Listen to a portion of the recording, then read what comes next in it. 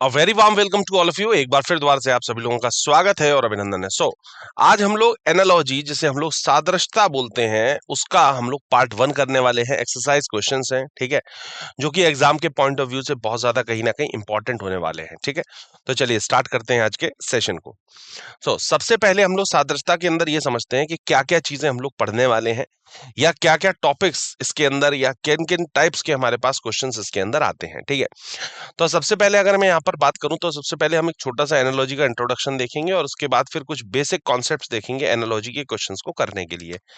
यहीं पर अगर मैं टाइप्स ऑफ एनालॉजी की बात करूं कि किस किस तरीके की एनालॉजी होती है, तो पहली तो होती है वर्ड एनालॉजी।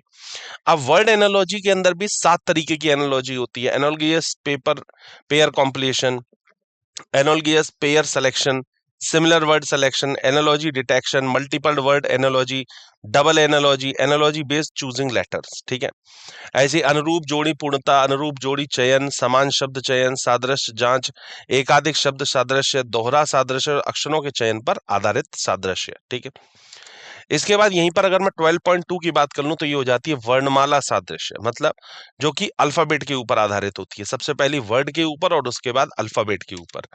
फिर उसके बाद तीसरे नंबर पे आ जाती है नंबर एनालॉजी। अब नंबर एनालॉजी के अंदर चूजिंग अ नंबर के क्वेश्चन हो जाते हैं, चूजिंग अ सिमिलैरिटी या similar related pair in the given pair of the number, choosing a number similar to the set of numbers and the choosing a number set similar to a given number set। ठीक है, इस तरीके की 4 तरीके की number analogy हो जाती है। फिर लास्ट में आ जाती है लेटर नंबर एनालॉजी। ठीक है, लेटर और नंबर्स को मिला करके जो क्वेश्चन बनते हैं वो आ जाते हैं। ठीक है, तो सबसे पहली हो जाती है वर्ड, फिर हो जाती है अल्फाबेटिकल, अल्फाबेट भी कह सकते हैं, लेटर एनालॉजी भी कह सकते हैं इसको आप। फिर तीसरे नंबर पे हो जाती है नंबर एनालॉजी, और चौथे नंबर पे लेटर और नंबर दोनों को मिलाकर के जो क्वेश्चंस दिए जाते हैं वो आ जाते हैं 12.4 के अंदर। ठीक है, जिसे हम लोग अक्षर संख्या सादृश्य भी कहते हैं। ठीक है, चलिए तो आइए एक एक करके इसके क्वेश्चंस को देखेंगे हम लोग और फिर उसके बाद इसके सॉल्यूशन पर बात करेंगे जी। डिस्क्लेमर, अस्वीकरण। हमारे स्लाइड डेक में उपयोग की गई छवियां केवल शैक्षिक उद्देश्यों के लिए है। हम इन छवियों के मूल रचनाकारों और मालिकों की बौद्धिक संपदा और अधिकारों का सम्मान करते हैं। यदि आप इस डेक में उपयोग की गई किसी भी छवि के मालिक हैं और कोई चिंता या समस्या है, तो कृपया करके हमें sathi@iitk.ac.in पर हमसे संपर्क करें। हम छवियां हटा देंगे। Thank you.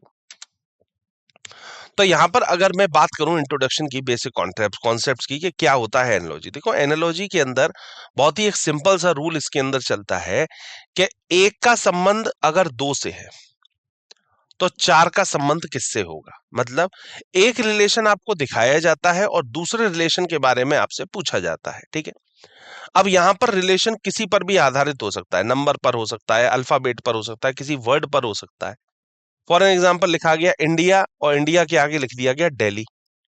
अब ऐसे ही दे दिया गया बांग्लादेश और बांग्लादेश के आगे क्वेश्चन मार्क दे दिया गया। तो मतलब यहां से क्या बात समझ में आ रही कि भाई इंडिया की कैपिटल क्या है? आपकी क्या कहते हैं, दिल्ली है। और इसी तरीके से बांग्लादेश की कैपिटल क्या है, वही इसके अंदर पूछी गई है। ठीक है, तो इसीलिए वो हो जाते हैं वर्ड एनालॉजी के। अगर यहीं पर मैं नंबर दे दूं तो वो हो जाती है नंबर एनालॉजी, और वहीं पे अगर मैं अल्फाबेट या लेटर दे दूं तो वही हो जाती है लेटर या फिर अल्फाबेटिकल एनालॉजी। ठीक है, तो बेसिकली एक रिलेशन आपको दिया होता है और दूसरा रिलेशन आपको निकालना होता है। इसे समानता का अर्थ, समानता भी कहते हैं हम लोग, सादृश्यता भी कहते हैं। ठीक है, ये सारी चीजें, सिमिलैरिटी भी कहते हैं, रिजेम्बलेंस भी कहते हैं, ये सारे वर्ड्स इसके ऊपर हो जाते हैं। ठीक है, चलिए, तो सबसे पहले तो identify the relationship between the pairs element. आपको सबसे पहले तो जो भी आपको क्वेश्चन आपके सामने आया है, सबसे पहले तो उसके बीच में रिलेशनशिप आपको फाइंड आउट करना होता है कि आपस में इन दोनों के बीच में क्या रिलेशन है।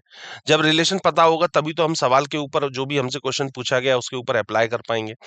सेकंड नंबर पे दिया हुआ complete the other pair. Complete का मतलब एक दिया होता है, दूसरे पेयर को हमें कंप्लीट करना होता है। ठीक है, now it's clear that analogy is established when two pairs element bear the same relationship। बिल्कुल सही बात है, दो रिलेशनशिप आपको दिए जाते हैं, एक में दिया जाएगा सॉल्व करके और दूसरे के बारे में आपसे यहाँ पर इसके अंदर पूछा जाता है। ठीक है, तो ये हो गया इसका बेसिक इंट्रोडक्शन, जो किस तरीके के इसके अंदर क्वेश्चंस आते हैं। ठीक है, अब यहाँ पर सबसे पहले मैं बात करूं, सबसे पहले होती है वर्ड एनालॉजी। अब वर्ड एनालॉजी के अंदर क्या होता है, शब्द। अब शब्द को, वो शब्द ऑल ओवर वर्ल्ड के अंदर, इसको वर्ड एनालॉजी भी कह सकते हैं और वर्ल्ड एनालॉजी भी कह सकते हैं, WORLD वाली एनालॉजी। क्योंकि इसके अंदर दुनिया की कोई भी चीज आ सकती है। कोई देश दे देगा, उसका कैपिटल दे देगा, कोई देश दे देगा, उसकी करेंसी दे देगा, करेंसी, कैपिटल, रिवर, लेक्स, ठीक है। इसके अंदर कुछ भी आ सकता है, ठीक है। तो इसलिए ये वाला जो पार्ट है पर्टिकुलर वर्ड एनालॉजी वाला, इसके लिए आपका थोड़ा अगर जीएस वाला पार्ट थोड़ा सा अगर मजबूत है तो और अच्छे से आप लोग इन चीजों को समझ पाएंगे या कर पाएंगे। तो वर्ड एनालॉजी को बेसिकली 7 पार्ट में डिवाइड किया गया। पहली, analogous pair compilation, analogous pair selection, similar word selection, analogy detection, multiple words analogy, double analogy, और उसके बाद analogy based on choosing letter पर, ठीक है। इस तरीके से 7 तरीके की एनालॉजी यहाँ पर बनाई गई है। अब यहाँ पर सबसे पहले अगर मैं बात करूं तो देखिए किस तरीके से, जैसे यहाँ पर एक तो आपको सिनोनिम वर्ड्स मिल जाते हैं, जैसे हम लोग समानार्थी शब्द कहते हैं। समानार्थी का मतलब एक जैसे वर्ड जिनका मीनिंग हो रहा हो।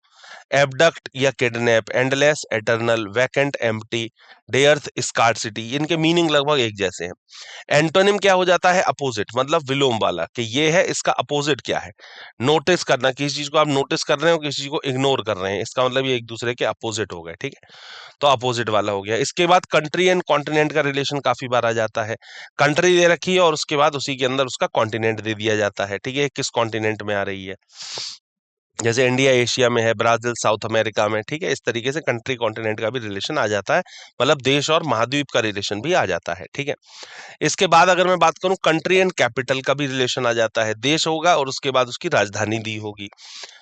इसके बाद में अगर मैं देखूं तो स्टेट एंड कैपिटल का रिलेशन आ जाता है। आपको राज्य दी जाएगा और उसके बाद राजधानी, जैसे उत्तर प्रदेश लखनऊ, उड़ीसा भुवनेश्वर, गुजरात गांधीनगर, ऐसे ये रिलेशन भी आ जाता है, ठीक है, स्टेट कैपिटल का।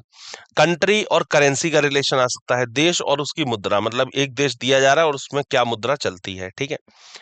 इसके बाद में कंट्री एंड पार्लियामेंट का रिलेशन आ जाता है। देश और संसद, कौन सी देश के अंदर उस संसद का नाम क्या होता है। जैसे यूएसए के अंदर कांग्रेस बोली जाती है संसद का नाम, इंडिया के अंदर पार्लियामेंट है, ईरान के अंदर मजलिस है। तो ऐसे देश और उसकी संसद। कंट्री एंड रिवर रिलेशन आ जाता है, जैसे देश है और उसकी रिवर का, कि इस देश के अंदर ये रिवर बहती है तो इस देश के अंदर कौन सी रिवर बहती है, ठीक है। Animal and young ones, animal और यंग वन, मतलब एनिमल दे रखा होगा और उसके यंग वन, मतलब उनके बच्चे को क्या बोला जाएगा या उसके नवजात को क्या बोला जाएगा, ठीक है। जैसे कैट, किटिन, स्टैग, फॉन, ठीक है, बिल्ली, बिलौटा, बारहसिंगा, हिरन का बच्चा, ठीक है, बाघ, शावक हो गया, इस तरीके से, ठीक है। चलिए, आगे दिया हुआ है एनिमल या फिर things and their keeping place, मतलब कौन सी जानवर या कोई भी चीजें हैं उसको कहाँ पर रखा जाता है या उसके रखने की प्लेस क्या है, ठीक है। जैसे बर्ड्स हैं, आइवरी में रहती हैं, फिश है एक्वेरियम में रहती हैं, बीज हैं एपरी में रहती हैं, एनिमल्स जू में रहते हैं। इस तरीके से ये भी रिलेशन आपको दिया जाता है, जानवर और उनकी चीजें रखने का स्थान।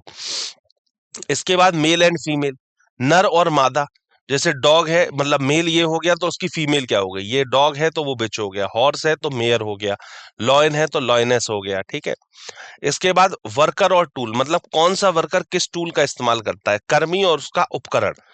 कौन सा कर्मी है, मतलब क्या कहते हैं, कोई वॉरियर है, प्लम्बर है, क्या है, लेबर है, कारपेंटर है, ठीक है, दर्जी है, कौन है, और उसका क्या टूल वो यूज करता है, ठीक है। तो कर्मी और उसका टूल, मतलब वर्कर एंड टूल का भी रिलेशन इसमें आता है।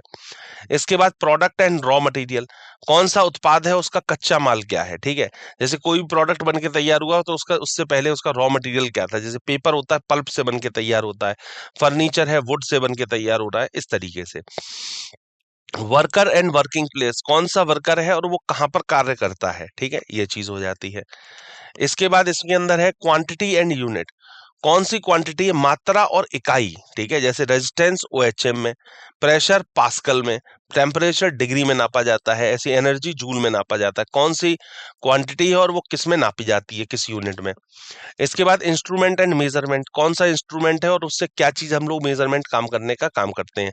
थर्मोमीटर है, टेम्परेचर नापते हैं, एनोमीटर है, विंड नापते हैं, सीस्मोग्राफ से अर्थक्वेक, ठीक है, उपकरण और उसका माप। टूल एंड एक्शन, उस टूल से क्या एक्शन हो रहा है, ठीक है, उपकरण और उसकी क्रिया।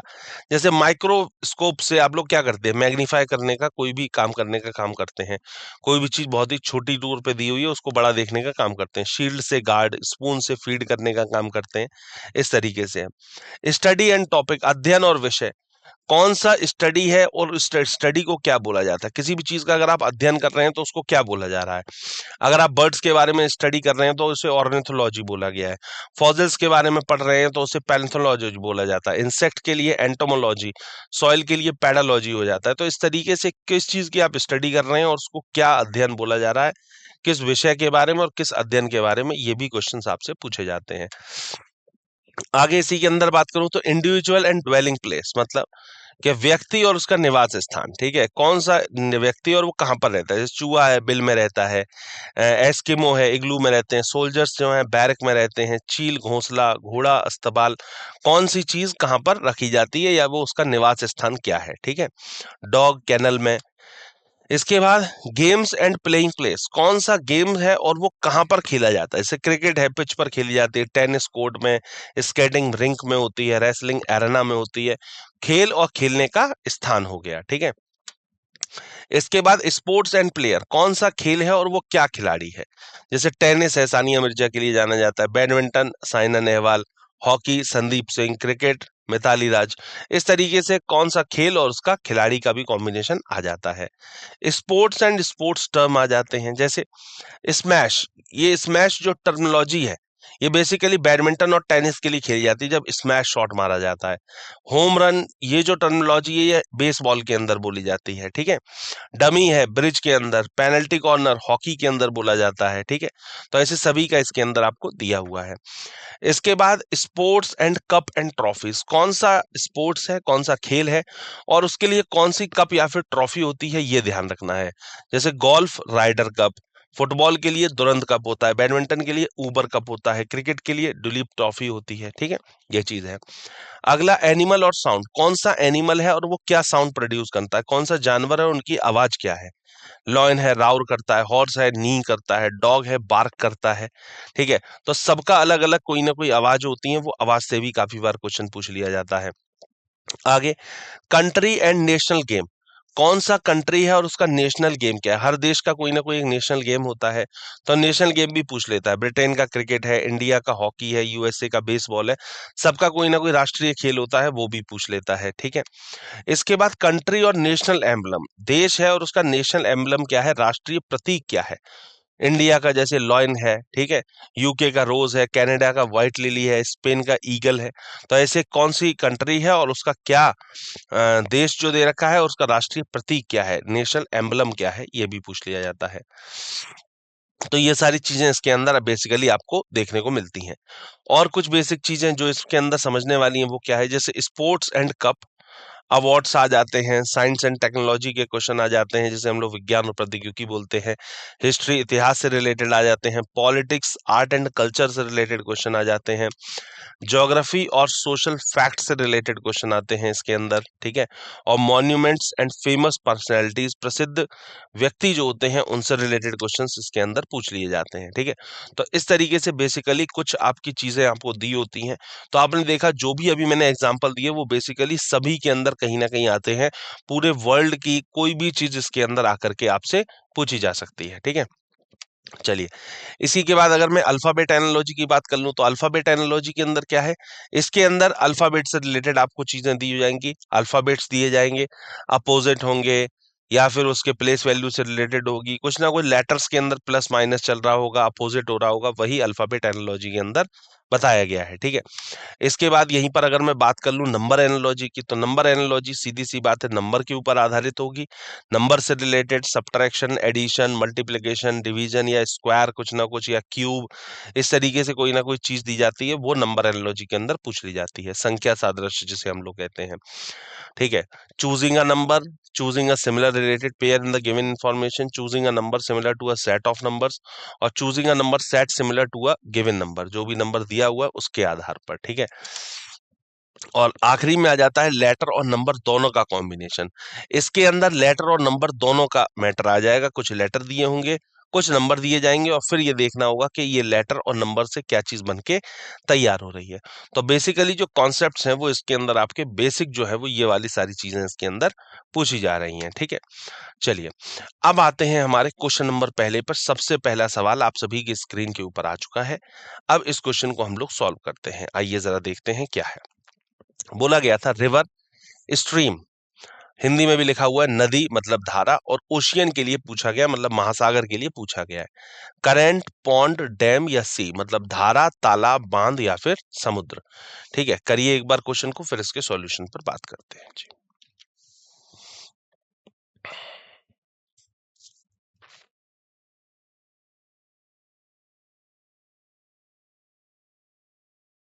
चलिए देखिए, बहुत ही सिंपल सी बात है, नदी अगर धारा से संबंधित है, ऐसी महासागर जो होगा ना वो धारा से संबंधित होगा, मतलब करंट से रिलेटेड होगा। ठीक है, तो धारा इसके लिए बिल्कुल सही जवाब है, करंट जो है वो इसके लिए परफेक्ट आंसर है, राइट आंसर है। ठीक है, हाँ, आइए देखें इसके अंदर।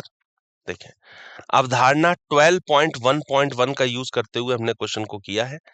जैसे धारा का निर्माण नदी द्वारा होता है, वैसे ही धारा का निर्माण महासागर द्वारा होता है। मतलब प्रवाह जो होता है, जिसे हम लोग प्रवाह बोलते हैं या करंट बोलते हैं, इसका निर्माण महासागर द्वारा कहीं ना कहीं किया जाता है। ठीक है, तो इसके लिए सही जवाब होगा प्रवाह मतलब करंट। ठीक, चलिए अगला क्वेश्चन आया है, आइए बढ़ते हैं। मैगजीन एडिटर, भाई मैगजीन जो होती है वो एडिटर उसे देखता है, एडिटर ही उसे एडिट करता है, बनाता है। ऐसे ड्रामा कौन क्रिएट करता है? डायरेक्टर, प्लेयर, मैनेजर या फिर एक्टर। पत्रिका का संबंध अगर संपादक से है तो नाटक का संबंध किससे होगा? निर्देशक से, खिलाड़ी से, प्रबंधक से या फिर अभिनेता से। करिए एक बार क्वेश्चन को, फिर सॉल्यूशन देखते हैं जी।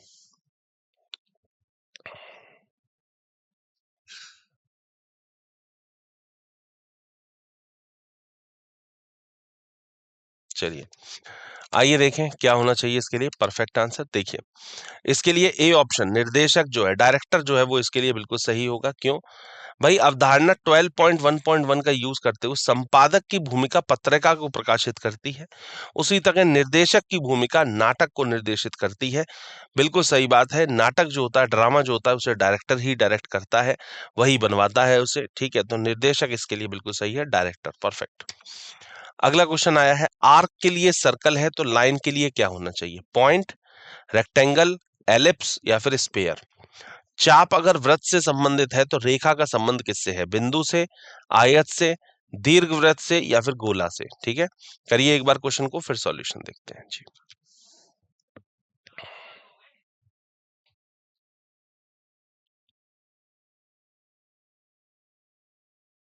देखिए, चाप का संबंध अगर वृत्त से है तो रेखा का किससे होगा? रेखा का संबंध किससे होगा? आइए देखते हैं इसके सॉल्यूशन को। देखें, रेखा का संबंध जो होगा वो आयत से होगा। आयत का मतलब हो गया रेक्टेंगल से होगा। ठीक है, rectangle is formed by extending the line. आयत जो होता है वो रेखा को बढ़ा करके बनाया जाता है, तो इसके लिए आयत बिल्कुल सही जवाब है, रेक्टेंगल इसके लिए परफेक्ट आंसर है, राइट आंसर है। ठीक है, चलिए अगला क्वेश्चन आया है क्या? फ्रेंच फ्रांस, ये लैंग्वेज से रिलेटेड हो गया। फ्रेंच जो होती है language, French is a language which is spoken in France, and Dutch it is also a language. Dutch भी एक लैंग्वेज। अब ये कहाँ बोली जाती है? हॉलैंड में बोली जाती है, नॉर्वे में या फिजी में या फिर स्वीडन में। ऑप्शंस आपको दिए हुए हैं ऑलरेडी, एक बार क्वेश्चन को ट्राई करें, फिर सॉल्यूशन को देखते हैं जी।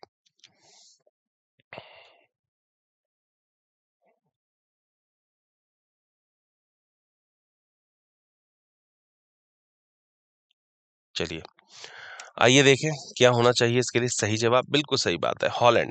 इसके लिए हॉलैंड बिल्कुल सही जवाब है। French it is a language which is spoken in France, and Dutch it is also a language which is spoken in Holland, जो कि हॉलैंड के अंदर बोली जाती है। ठीक है, फ्रांच जो है वो फ्रांस की भाषा है, उसी प्रकार डच जो है वो नीदरलैंड की भाषा है, और नीदरलैंड का मतलब हो गया हॉलैंड, नीदरलैंड का एक क्षेत्र हो जाता है। ठीक है, तो हॉलैंड इसके लिए बिल्कुल सही जवाब है, परफेक्ट आंसर है, एकदम सही जवाब। ठीक है, चलिए अगला क्वेश्चन आया है फिफ्थ नंबर, क्या कह रहा है? ड्रेस का रिलेशन अगर टेलर से है तो पोशाक का संबंध जैसे अगर दर्जी से है तो किसका संबंध कारपेंटर से होगा? ठीक है, मतलब दर्जी जो होता है, टेलर जो होता है वो ड्रेस तैयार करता है, ऐसी बढ़ई क्या तैयार करता है? बेसिकली वो ये पूछना चाह रहा है। लकड़ी तैयार करता है, असबाब तैयार करता है, चमड़ा या फिर कपड़ा। वुड, फर्नीचर, लेदर या फिर क्लॉथ। एक बार ट्राई करें इस क्वेश्चन को, फिर सॉल्यूशन देखते हैं जी।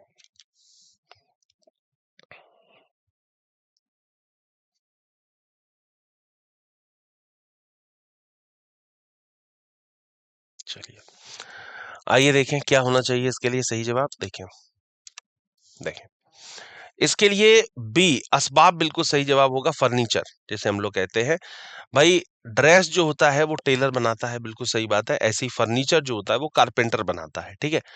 तो फर्नीचर इसके लिए बिल्कुल सही है, और फर्नीचर को हिंदी में बोला जाता है असबाब, ठीक है। तो जैसे एक दर्जी पोशाक बनाता है, वैसे बढ़ई जो होता है वो असबाब बनाता है, बिल्कुल सही बात है। As a tailor makes dress, similarly a carpenter makes furniture, furniture को तैयार करता है, ठीक है जी। अगला क्वेश्चन आया है, फिर दोबारा से देखेंगे। जेन्युइन ऑथेंटिकेट, ऐसे ही मिराज के लिए क्या होना चाहिए? असली, प्रमाणिक। तो मृग तृष्णा को के लिए क्या होना चाहिए? ऑप्शंस दिए हुए हैं, प्रतिबिंब, छवि, भ्रम या शरण। जेन्युइन का संबंध अगर ऑथेंटिकेट से है तो मिराज का रिलेशन किससे होगा? रिफ्लेक्शन से, इमेज से, इल्यूजन से या फिर हाइड आउट से। चलिए करिए एक बार, फिर सॉल्यूशन को देखते हैं जी।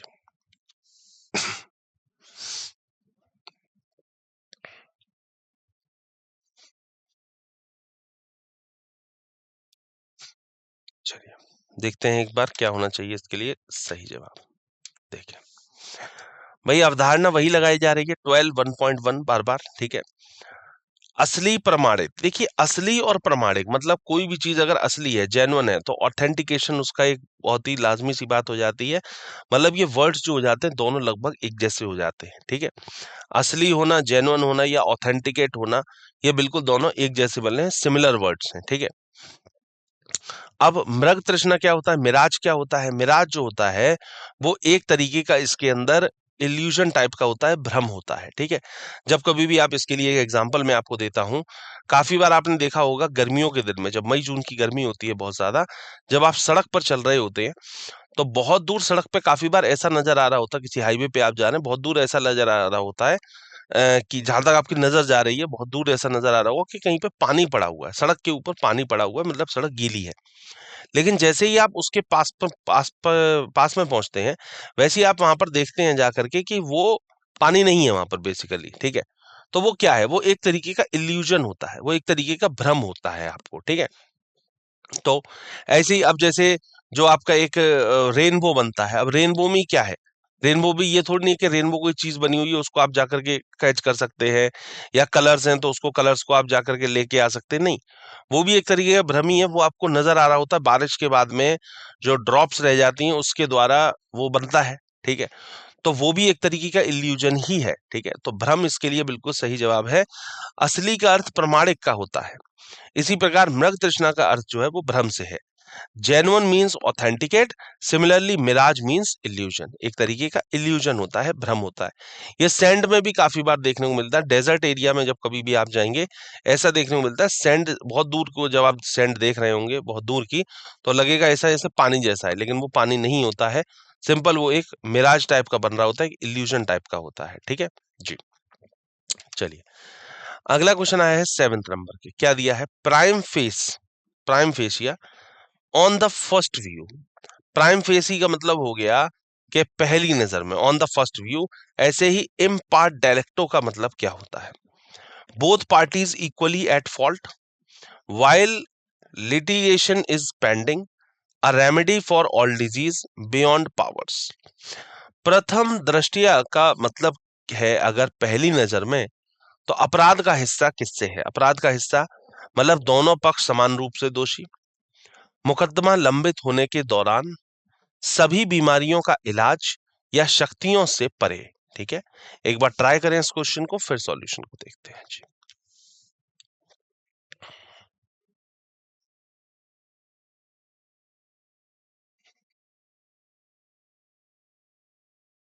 चलिए आइए देखते हैं क्या होना चाहिए भाई, अपराध का हिस्सा, ठीक है। देखें ऑप्शन ए इसके लिए बिल्कुल सही बताया गया है, एकदम सही है। दोनों पक्ष समान रूप से दोषी, अपराध का हिस्सा का मतलब हो गया दोनों पक्ष समान रूप से दोषी, मतलब ये भी दोषी हैं और वो भी दोषी हैं। इन पार्ट डायलेक्टो का मतलब both parties equally at fault. Prime fascia is a Latin expression and then meaning of this on the first view. In the same way, meaningful of in part that to both parties are equally at fault. Prime fascia एक Latin अभिव्यक्ति है जिसका अर्थ है पहली नजर में। उसी तरह इन पार्ट डेलिक्टो का अर्थ है दोनों पक्ष समान रूप से दोषी। बिल्कुल सही बात है, ए ऑप्शन इसके लिए बिल्कुल सही है, परफेक्ट आंसर है, राइट आंसर है। Moving to the next question, अगला क्वेश्चन है 8th नंबर। आइए बात करते हैं।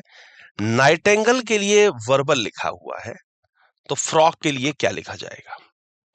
Nightingale is related to warble in the same way frog is related to yelp, croak, cackle और स्क्वीक। बुलबुल का संबंध अगर मधुर गाने से है, ऐसे ही मेंढक का संबंध किससे होगा? यल्प से, टर्राना से, किकियाना से या फिर चींची करना से। ठीक है, ये इसके बीच में क्या रिलेशन है आपको पता चल रहा है, ये साउंड है। ठीक है, साउंड के लिए भी मैंने आपको पीछे एग्जांपल दिया था। साउंड क्रिएट कौन कर रहा है, उस साउंड के अकॉर्डिंग ये क्वेश्चन किया जाएगा। ठीक है, करिए एक बार फिर सॉल्यूशन देखते हैं जी।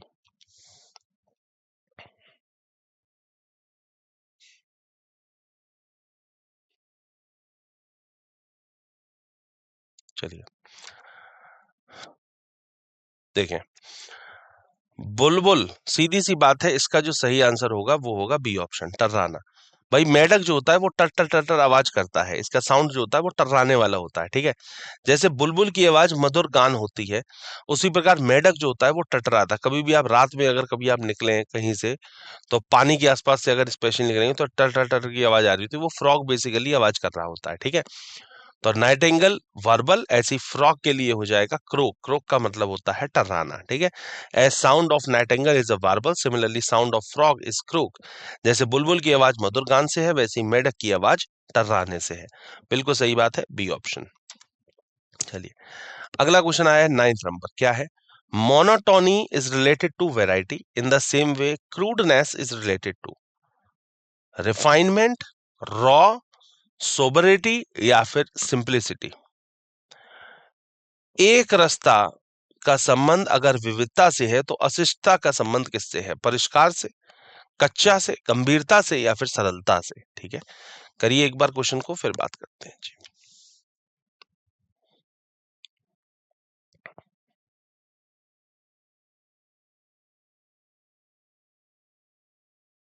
चलिए आइए देखें क्या होना चाहिए इसके लिए सही जवाब। देखिए, अशिष्टता का मतलब, या इसका जो एक कह सकते हैं मीनिंगफुल वर्ड जो इसके साथ का निकल के आ रहा है, वो निकल के आ रहा है परिष्कार करना। मतलब मोनोटोमी वैरायटी, एक सरता विविधता, बिल्कुल सही बात है।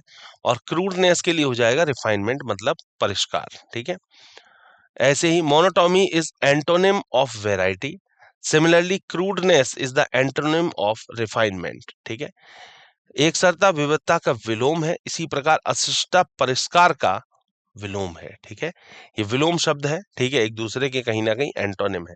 सिनोनिम तब होता है जब एक जैसे होते हैं, एंटोनिम तब होता है जब एक दूसरे के ऑपोजिट होते हैं। ठीक है, चलिए अगला दिया है बर्गलर, हाउस, तो पायरेट के लिए क्या होना चाहिए?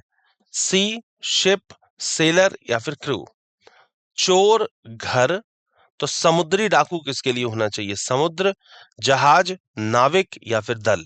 ठीक है, करिए एक बार क्वेश्चन को फिर सॉल्यूशन देखते हैं जी।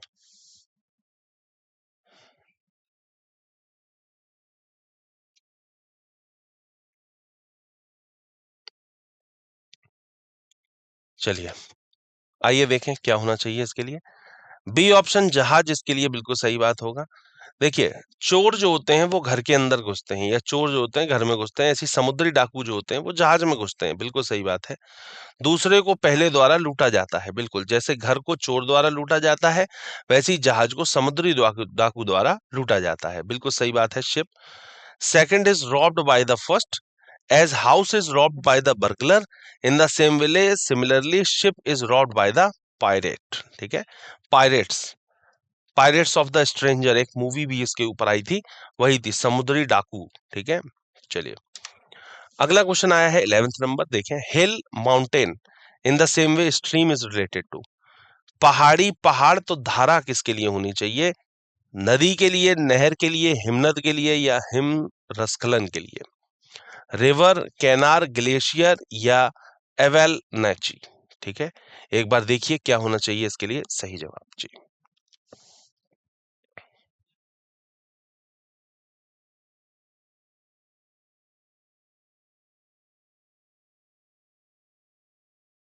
चलिए, तो पहाड़ी का संबंध पहाड़ से है, ऐसी धारा का संबंध किससे होगा, ये पूछा गया है। देखिए भाई, धारा का संबंध जो होगा वो नदी से होगा। धारा जो होती है वो नदी में बहती है, ठीक है। स्ट्रीम किस में होता है, रिवर के अंदर, ठीक है। Second is larger form of the first, ठीक है।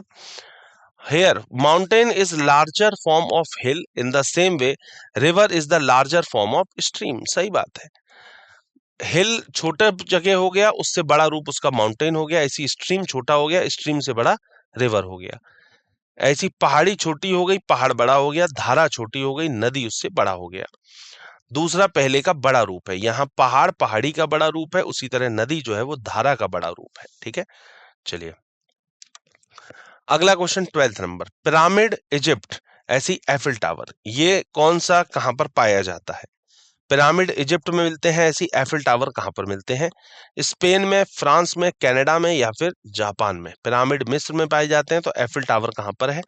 स्पेन, फ्रांस, कनाडा या फिर जापान। ऑप्शंस दिए हुए हैं, करिए एक बार जी।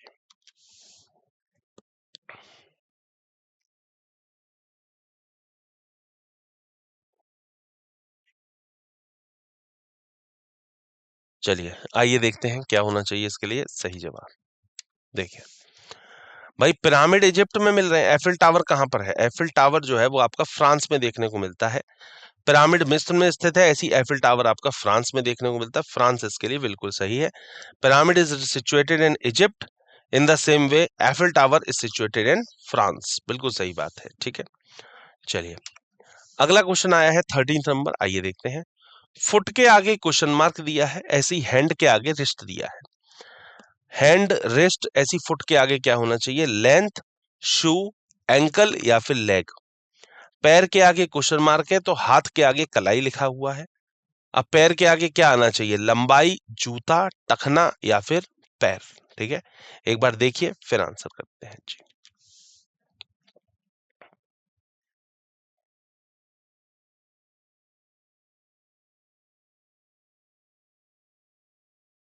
चलिए आइए देखते हैं क्या होना चाहिए इसके लिए सही जवाब। देखिए देखिए, फुट के आगे ये लिखा हुआ है, as wrist is joint with the hand, similarly ankle is joint with the foot, ठीक है। जैसे कलाई हाथ से जुड़ा होता है, वैसे ही टखना जो होता है वो पैर से जुड़ा होता है। बिल्कुल सही बात है, ठीक है। तो फुट के लिए क्या हो जाएगा, टखना, ऐसे ही हाथ के लिए हो जाएगा कलाई। ये जॉइंट से है कि कौन सी किस चीज पे जॉइंट होता है, ठीक है। तो इसके लिए बिल्कुल सही जवाब है सी ऑप्शन, टैंकल, एंकल या फिर टखना। बिल्कुल सही बात है। चलिए अगला सवाल है 14 नंबर, आइए देखते हैं। Smell flowers, similarity taste is related to water, salt, food या फिर स्वीट। गंध का संबंध अगर फूल से है तो स्वाद का संबंध किससे होगा, पानी से, नमक से, भोजन से या फिर मिठाई से। ये देखना है, ठीक है। करिए एक बार फिर आंसर करते हैं जी।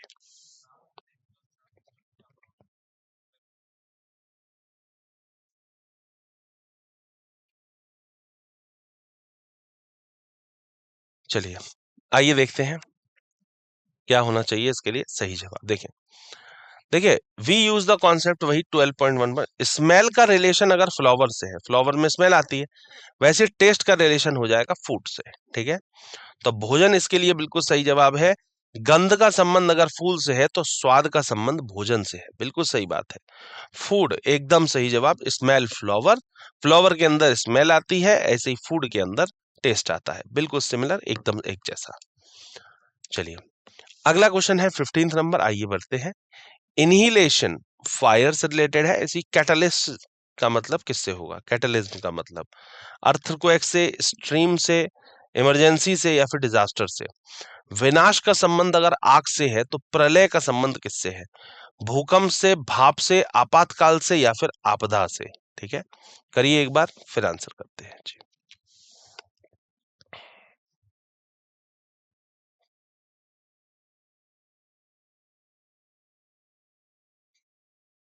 जी, इनिलेशन इज रिलेटेड टू फायर, कैटलिज्म का रिलेशन किससे होगा, ठीक है। देखिए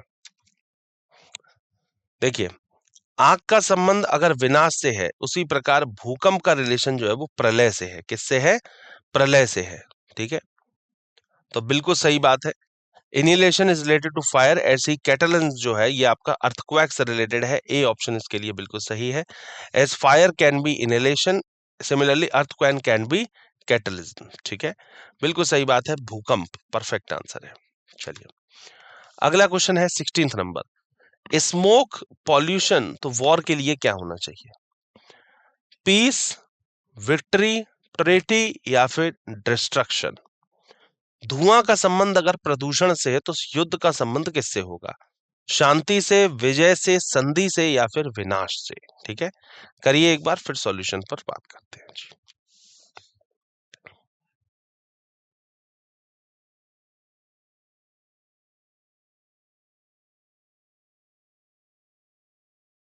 चलिए आइए देखें क्या होना चाहिए इसके लिए सही जवाब। देखें, देखो स्मोक का रिलेशन अगर पॉल्यूशन से है तो वॉर का संबंध किससे है? वॉर का संबंध होगा डिस्ट्रक्शन से, मतलब विनाश से। भाई धुआं प्रदूषण का कारण बनता है, ऐसे युद्ध जो होता है वो विनाश का कारण बनता है। ठीक है, दूसरा पहले का परिणाम है। ठीक है, उसी तरह जैसे प्रदूषण धुएं का परिणाम है, विनाश जो है वो युद्ध का परिणाम है। बिल्कुल सही बात है। आखिरी में आकर के क्या होगा? युद्ध अगर होगा तो आखिरी में यही मिलेगा, विनाश ही मिलेगा। ठीक है, pollution is result of the first, in the same way destruction is result of war। बिल्कुल सही जवाब, परफेक्ट आंसर, राइट आंसर। ठीक है, मुलाकात होती है हमारी आपसे आगे के सेशंस में, तब तक के लिए थैंक यू सो मच।